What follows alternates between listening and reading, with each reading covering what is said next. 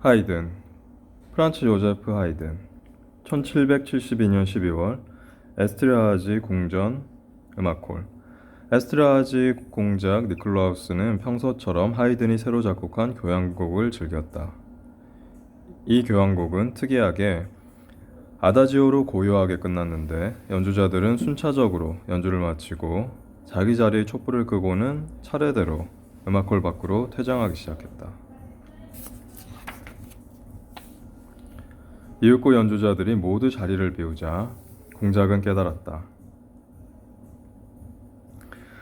음악회가 열린 에스타르하자 궁전은 공작의 여름 궁전이었는데 이곳을 좋아한 공작이 10개월이 넘게 머무는 바람에 공작의 본궁이 있는 에이젠슈타트에 집과 가족이 있던 악사와 하인들은 하이든에게 집으로 돌아가게 해달라고 부탁하고 있었다. 고민 끝에 하이든은 새로운 교향곡을 만들어 집에 가고 싶다는 악사와 하인들의 바램을 퍼포먼스로 표현한 것이었다. 공작은 바로 다음 날 에이젠슈타트로 돌아갔다.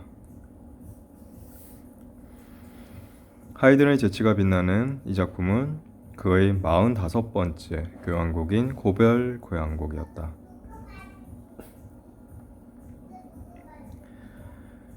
교향곡의 아버지 하이든은 1732년 오스트리아 헝가리 제국의 로라우에서 태어났다. 마차수리공이었던 아버지 마티아스 하이든은 하프 연주와 노래를 좋아했지만 아들에게 음악 교육을 시킬 형편은 아니었다. 이에 먼 친척 요한 마티아스 프랑크가 6살이던 하이든을 데려갔고 2년 뒤 빈의 성 슈테판 성당 부속 합창단 학교에 무료 입학해서 성가대원으로 일하면서 음악 교육을 받기 시작했다. 합창단원으로 왕궁에 드나들게 된 하이든은 합스부르크 왕가의 마지막 군주 마리아 테레지아와도 인연을 맺게 됐다. 18살이 되면서 하이든에게 변성기가 왔고 이로 인해 얼마 후 합창단 학교를 떠난다. 하이든은 이후 7, 8년간 닥치는 대로 일하며 어려운 시기를 보냈고 가발 제조업자 켈러의 딸들에게 음악 교습을 하게 되었는데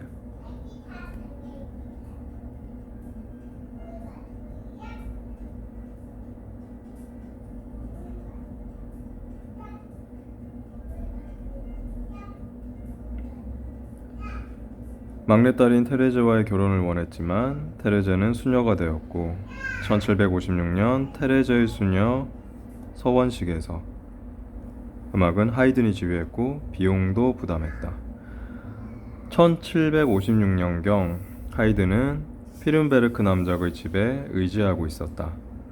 여기서 하이든은 다른 3명의 연주자와 함께 남작을 위한 협주를 하곤 했는데 이 악기 구성을 위해 하이든이 작곡한 곡들은 현악 사중주라는 장르를 완성하는 중요한 업적이 되었다.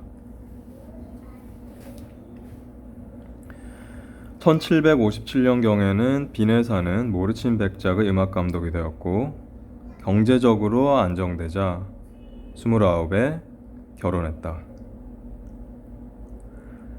아이러니하게도 상대는 사랑했던 테레제의 언니였고 두 사람은 처음부터 성격 차이로 갈등을 겪었다. 하이든의 말에 의하면 그의 아내는 음악에 관심이나 존중을 보이지 않았고 둘 사이에는 자식이 없었으며 각자 애인이 있었다. 한편 결혼 직후 고용주 모르친 가문이 경제적으로 어려워졌고 하이든은 평생을 섬긴 에스테르하지 가문과 인연을 맺었다. 에스테르하지 가문은 헝가리 귀족 출신으로 대대로 합스부르크 왕조에 충성한 가문이었고 파울 안튼 공작 역시 신성 로마 제국의 황제 마리아 테레지아의 최측근으로 부와 권력을 진 인물이었는데 아쉽게도 그가 하이든을 고용하고 다음에 자식 없이 세상을 떠났다. 그는 형처럼 문화예술을 사랑했고 특히 음악에 관심이 많았다.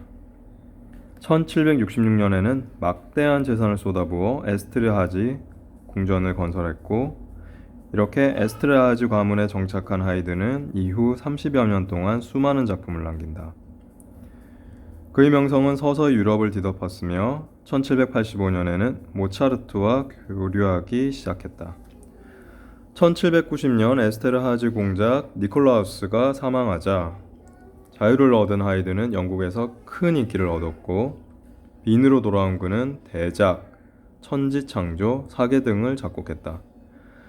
1809년 5월 31일 77의 나이로 빈 외곽 군펜도르프의 자택에서 세상을 떠났다.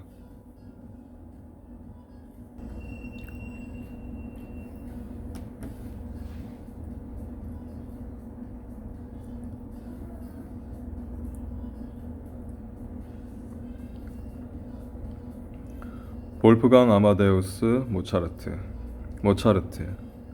천박한 악동. 하지만 하늘이 내린 천재성과 이를 질투하는 경쟁자 안토니오 살리에리.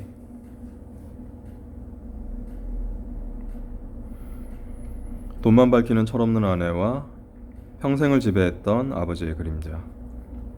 이를 이용해 경쟁자는 모차르트를 파멸로 몰아넣었고 모차르트는 결국 비참한 최후를 맞는다. 극작가 피터 셰퍼가 쓴 희곡을 바탕으로 밀로스 포먼 감독이 만든 이 영화의 명성 덕분에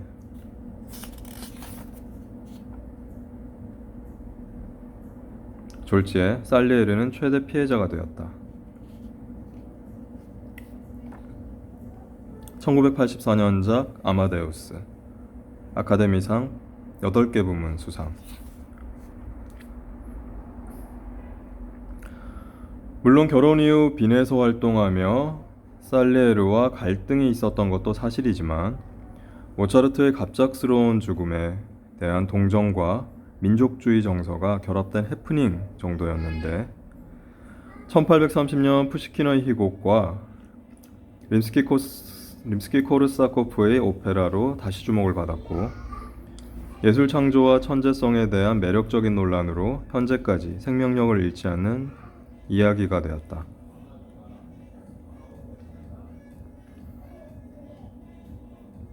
모차르트라면 특히 음악 분야의 수많은 신동들이 등장했지만 아들을 적극적으로 팔아먹은 아버지 덕분에 하늘이 내린 신동으로 유럽 전역에 이름을 떨친다. 아버지 레오폴드는 짤츠부르크 대주교에게 고용된 악사였으며 안나 마리아 페르들과 사이에서 7자녀를 낳았는데 7살이 된 딸에게 피아노를 가르치자 피아노를 따라 치던 3살 아들이 4살이 되어 초보적인 작곡을 하기 시작했고 피아노, 바이올린 솜씨도 믿기 어려울 정도였다.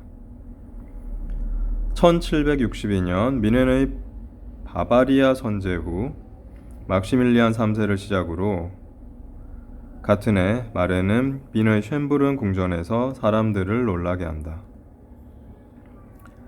마리아 테레지아 황후와 마리 앙투아네트를 만나게 되고 레오폴드는 큰 돈을 벌게 된다.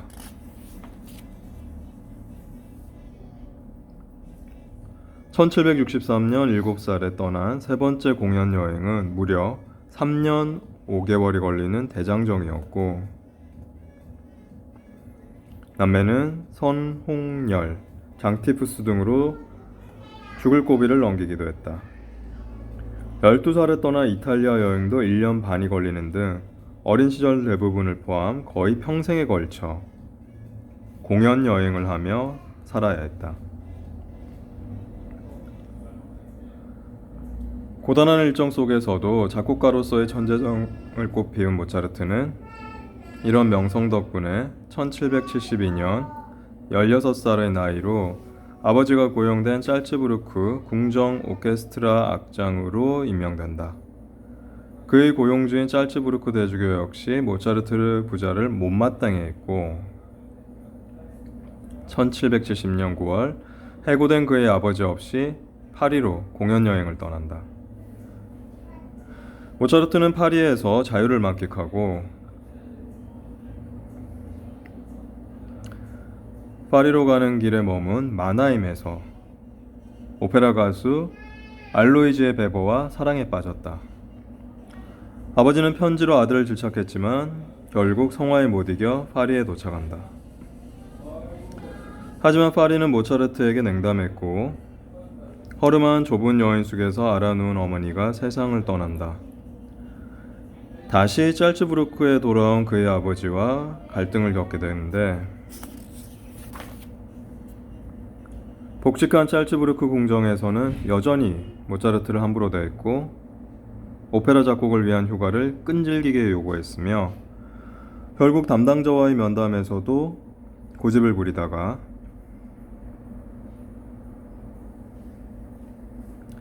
모차르트는 최초의 프리랜서 음악가가 되었다.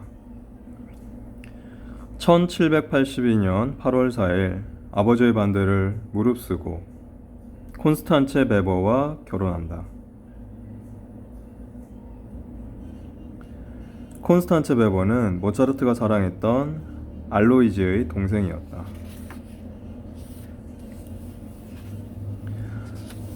알로이즈의 베버는 모차르트가 파리로 가는 길에 만난 마나임에서 사랑에 빠졌던 오페라 가수였고 그녀는 이미 다른 사람과 결혼한 상태였다. 콘스탄체 베버와의 사이에서 아이가 태어나고 가장이 된 모차르트는 창작에 힘을 쏟고 수입도 많았지만 부부는 경제관념이 없는 상태여서 늘 빚에 시달린다. 이때 출중한 오페라 대본 작가 다 본테를 만나고 두 사람은 함께 불후의 명작을 만든다. 이는 1786년 초연된 피가로의 결혼이다. 로렌조 다 본테우와 이후 두 개의 오페라를 함께 작업하는데 돈 조바니, 코시판 투테 등이다. 1787년 5월 아버지의 죽음으로 큰 충격을 받은 모차르트는 이후 남은 생은 경제적인 어려움과 이를 극복하기 위한 과로와 창작열이 뒤섞여 무너지는 건강 속에서 놀라운 작품들을 쏟아낸다. 1790년 빈근교 서민극장인 비덴극장 감독 시카데너는 모차르트에게 작품을 의뢰하는데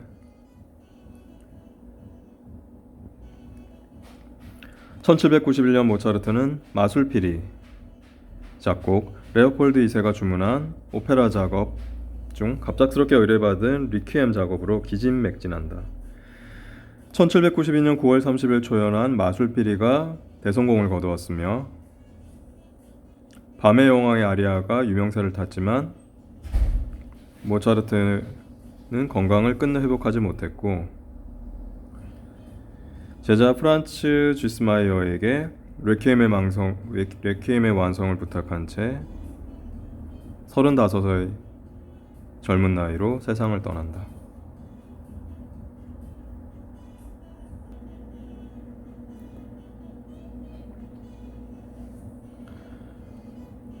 베토벤, 루트비 반 베토벤.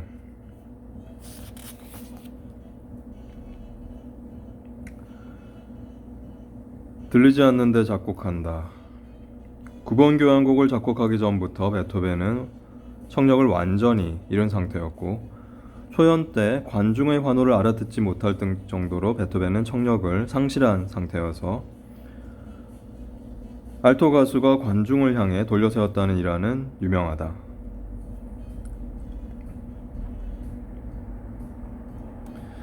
계몽주의 시대를 거쳐 프랑스 혁명을 통해 폭발한 인간의 평등과 존엄에 대한 요구는 불굴의 의지로 주어진 운명을 극복하는 영웅의 출현에 대한 희망으로 이어졌다.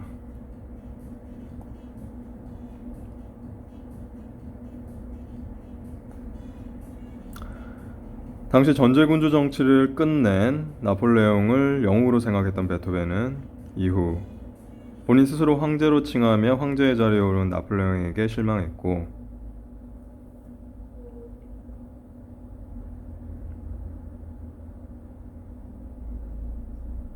이런 베토벤을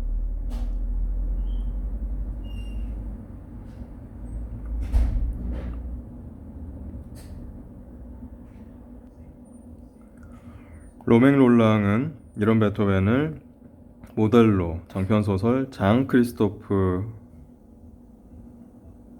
집필해 1915년 노벨문학상을 수상한다. 악성 베토벤은 1770년 음악가 집안에서 태어났다. 베토벤 가문은 플랑드로 출신이었고, 그래서 이름에 반자가 들어가 본에 있는 퀼렌 선제후 궁정에서 가수 악장으로 성공했다.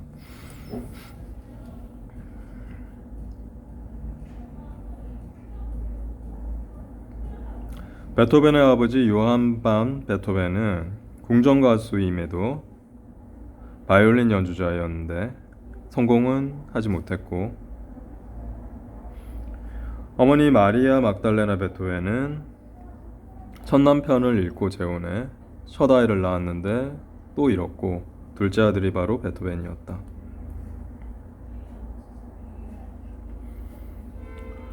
어린 시절부터 자신이 못다 이룬 꿈에 대한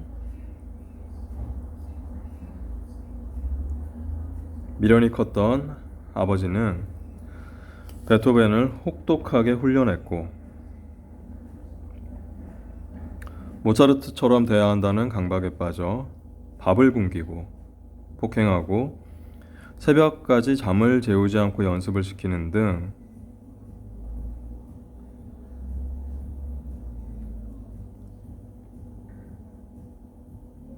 학교에도 보내지 않는 음악 훈련을 강요했다. 지독한 연습과 폭력 속에서도 소년 베토벤은 음악에 몰입했고, 아버지의 뜻대로 8살에는 공연을 시작했다.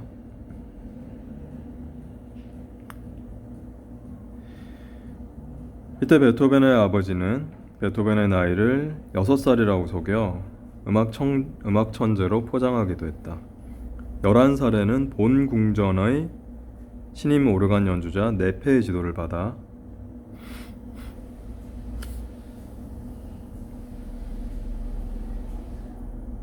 음악적 완성도를 이뤘으며, 14살에는 궁정 오르간 보조 연주자로 급여를 받는 연주자 생활을 시작했다. 1787년에는 모은 돈으로 빈을 방문해 모차르트를 만나지만 곧 본으로 돌아온다. 17에 어머니와 아끼던 막내 여동생도 잃고 알코올 의존증으로 폐인이 되어가는 아버지와 동생을 책임져야 했다. 여러 가지 어려움 속에서도 특히 피아노 연주에서 탁월한 실력을 발휘했고, 이후 오스트리아 수도 빈으로 진출한다. 빈에서는 하이든, 쉔크, 살리에르 등의 지도를 받았고, 피아노 연주자와 작곡가로 이름을 얻으며 거침없는 태도로 빈 사교계의 유명 인사가 되었다. 30대 초반이었던 이 시기에 작곡한 초기 작품은 모차르트, 하이든의 영향을 듬뿍 받은 고전주의 음악들이었고, 이후에는 고전주의 전통을 벗어나 평생 교향곡 총 9편, 피아노 음악의 신약성서라고 불리는 32곡의 피아노 소나타, 고전주의에서 낭만주의를 연결하는 무수히 많은 걸작들을 만든다. 하지만 그의 위대성이 더 돋보이는 건 20대 중반부터 시작된 청각장애였는데, 1803년에는 자살을 생각할 만큼 그를 괴롭혔고, 1818년 이후에는 전혀 들을 수 없게 되었다. 말년에 그의 음악에 대한 인기가 식기도 했지만, 귀족에게 종속되지 않은 독립된 예술가로 맞이한 그의 죽음에 10,000명이 넘는 빈 시민들이 애도를 표했다.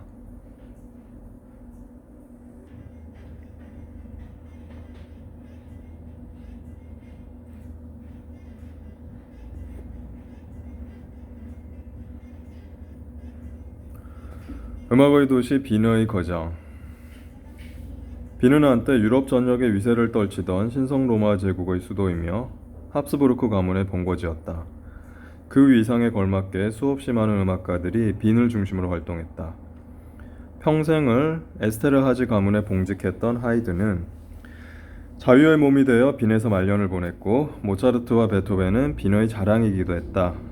사실 말년의 비발디가 최후를 맞은 곳도 빈이었고 베토벤의 장례식에 참석하고 이듬해 유명을 달리한 슈베르트도 빈의 음악가였다. 이후 낭만주의 시대에는 브람스, 그 뒤에는 말러 같은 거장들이 빈을 빛냈다. 이 도시를 빼면 클래식 음악을 이야기할 수 없다. 프란츠 요제프 하이드는 100여 편의 교향곡을 남겨 교향곡의 아버지라는 별명을 얻었다. 교향곡 외에도 현악사중주, 소나타의 형식을 완성했으며 무려 30년에 걸쳐 에스테르하지 가문에 봉사한 그는 말년의 자유의 몸이 되어 빈을 중심으로 활동하며 전 유럽에 명성을 떨쳤고 특히 영국에서 큰 각광을 받았다. 너그러운 성격으로 파파 하이든이라는 별명이 있었으며 당시로는 드물게 77의 장수를 누렸다. 고별 교향곡, 놀람 교향곡, 런던 교향곡 등의 교향곡과 수많은 기악곡을 남겼고 말년에는 종교음악도 작곡해 오라토리오, 천지창조, 사계 등의 대작을 남겼다. 볼프강 아마데우스 모차르트. 신동, 천재, 하늘이 내린 재능. 달리 설명할 필요 없는 아름다운 음악과 짧은 생애가 안타까움으로 이어진 모차르트. 불과 35년이라는 짧은 인생을 살았지만 그가 남긴 교향곡 58편을 포함한 관현악곡, 협주곡, 실내악곡, 가극 등 수많은 작품들은 어느 것 하나 아름답지 않은 것이 없다. 그의 음악은 특히 대표적인 태교 음악으로 추천되기도 하는데 초보자가 들어도 따뜻하고 풍요롭고 평화로우며 자유롭고 순수하다. 시대를 뛰어넘어 대중에게도 후대의 음악가들에게도 일관되게 지지를 받았다. 루트비히 반 베토벤. 프랑스 혁명에서 촉발된 구체제에 대한 의문과 도전이 유럽을 휩쓸던 격변의 시절에 가장 잘 어울리는 음악은 역시 베토벤의 음악이다. 신, 국가, 계급, 종교가 지배하던 시대에서 온갖 개인적인 역경 속에서도 불굴의 의지로 이를 극복해 인간 본성의 위대함과 존귀함을 증명하고 초인과 영웅의 탄생을 알린 시대가 요구하는 음악가였다. 영웅교향곡, 운명교향곡, 전원교향곡, 합창교향곡 등 10개의 교향곡과 비창소나타, 월광소나타 등 피아노곡의 신약성서라고 불리는 32곡의 소나타, 종교음악과 협주곡 등 고전주의를 완성하고 낭만주의의 시작을 알리는 음악을 남겼다. 홍윤표의 안녕 클래식.